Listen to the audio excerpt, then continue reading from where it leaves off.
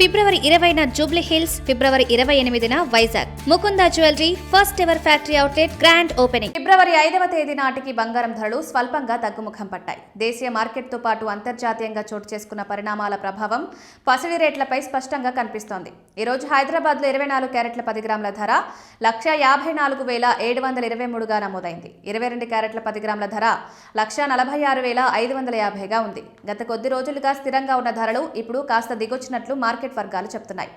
అంతర్జాతీయ మార్కెట్ పరిస్థితులు బంగారం ధరలపై ప్రధానంగా ప్రభావం చూపుతున్నాయి.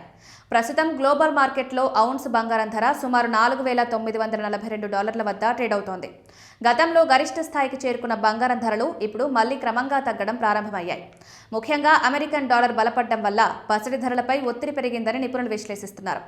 డాలర్ విలువ పెరిగినప్పుడు బంగారం ధరలు సాధారణంగా తగ్గే ధోరణి కనిపిస్తోంది. గత నెలలో బంగారం ధరలు చరిత్రలో ఎప్పుడూ లేనంత ఎత్తుకు చేరాయి. ఒక దశలో 24 క్యారెట్ల బంగారం 10 గ్రాముల ధర దాదాపు 1.8 లక్షలకు చేరింది.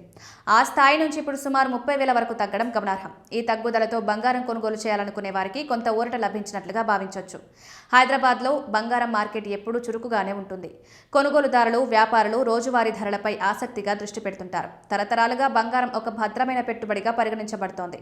ద్రవ్యోల్బణం, ఆర్థిక అనిశ్చితి, మార్కెట్ ఒడిదుడుకులు ఉన్నప్పటికీ బంగారం తన విలువను ఎక్కువగా నిలుపుకుంటుందన్న నమ్మకం పెట్టుబడిదారుల్లో ఉంది. అందుకే దీర్ఘకాలిక పెట్టుబడుల విషయంలో పసిడి ఒక ముఖ్యమైన ఎంపికగా నిలుస్తోంది. హైదరాబాద్లో బంగారం ధరలు కేవలం దేశీయ అంశాలపైన కాకుండా ప్రపంచ మార్కెట్ పరిస్థితులపై కూడా ఆధారపడి ఉంటాయి.